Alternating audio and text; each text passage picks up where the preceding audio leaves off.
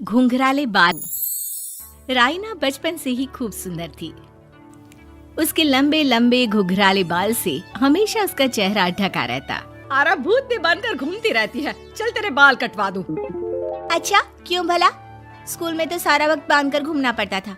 अब तो मैं कॉलेज जाऊंगी और बाल खोल कर घूमूंगी। हाँ। अरे ये बाल देख रही है, ऐसे लगता है जैसे मधुमक्खी का छत्ता।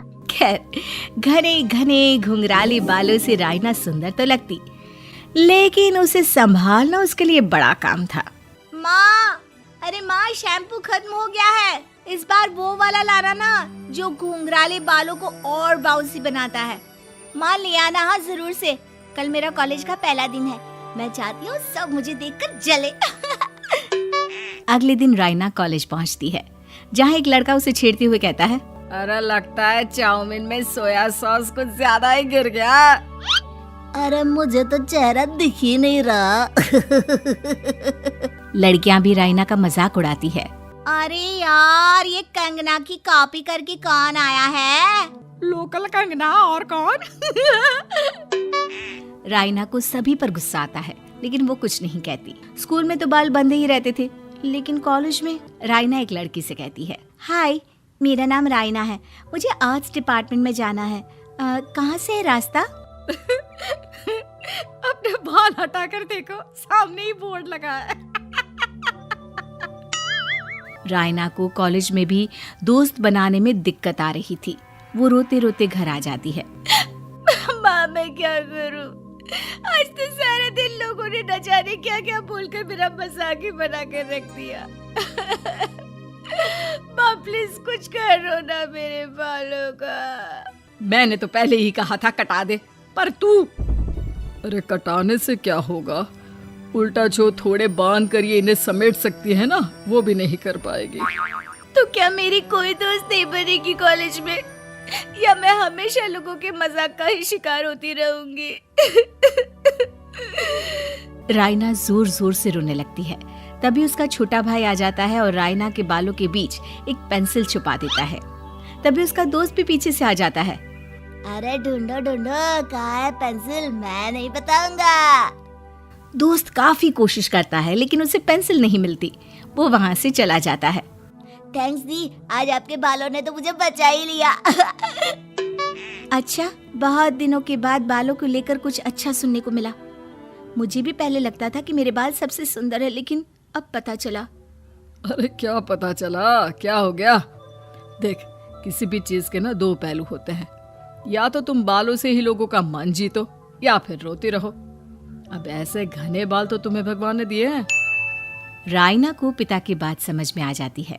वो सोच लेती है कि जिन बालों के कारण वो कॉलेज में एक भी दोस्त नहीं बना पा रही है, उन्हीं बालों से वो दोस्तों की लाइन लगवा देगी। अगले दिन कॉलेज में डेस्क में राइना बालों को आगे कर लेती है और लोगों को लगता है कि राइना का चेहरा पीछे है, लेकिन राइना घने घुंघराले बालों को हटाकर हंसने लगती है।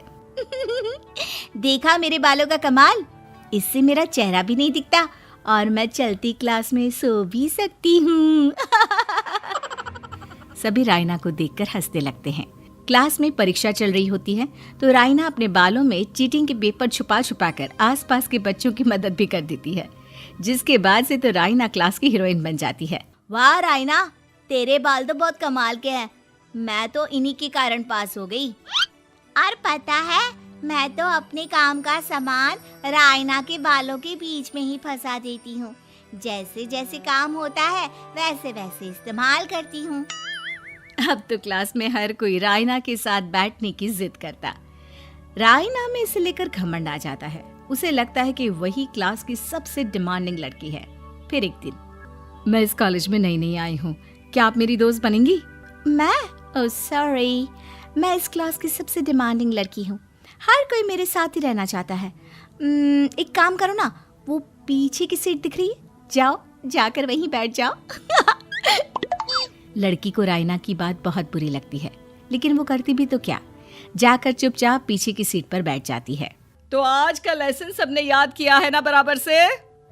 जितनी भी चीटिंग करने वाली लड़कियां थी, वो राइना के पीछे जाकर बैठ जाती है और जोर से चिल्लाती है, जी मैम, सब कुछ याद है, कहीं से भी पूछ लो, हम तो मास्टर हैं मास्टर। क्यों?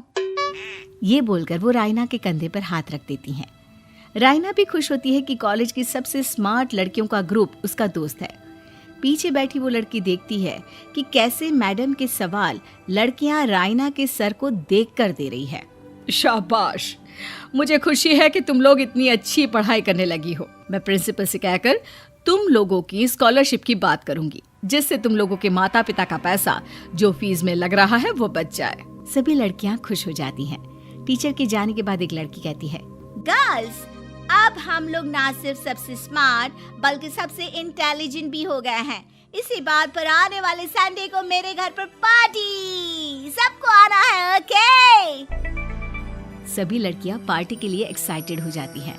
रायना भी। माँ, मेरे कॉलेज की सबसे स्मार्ट लड़की ने पार्टी रखी है संडे को।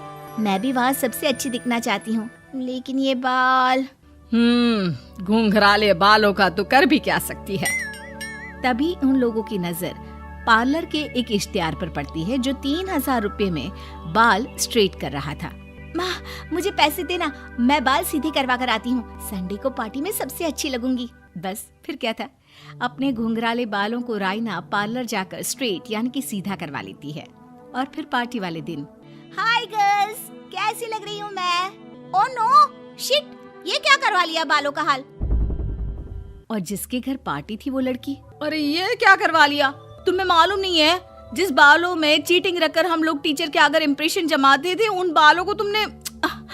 अरे हमें तो स्कॉलरशिप भी मिलने वाला था, अब तुमने बाल सीधे करवा लिए। अब तुम हम लोगों के लिए किसी काम की नहीं हो। अरे लेकिन हम दोस्त तो है ना, क्या मैं अच्छी नहीं लग रही हूँ? हमें तेरे अच्छे और बुरे लगने की कोई जरूरत नहीं है। हम लोगों को तेरे बालों से फायदा था, अब वो नहीं है, तो हम तेरे दोस्त भी नहीं है।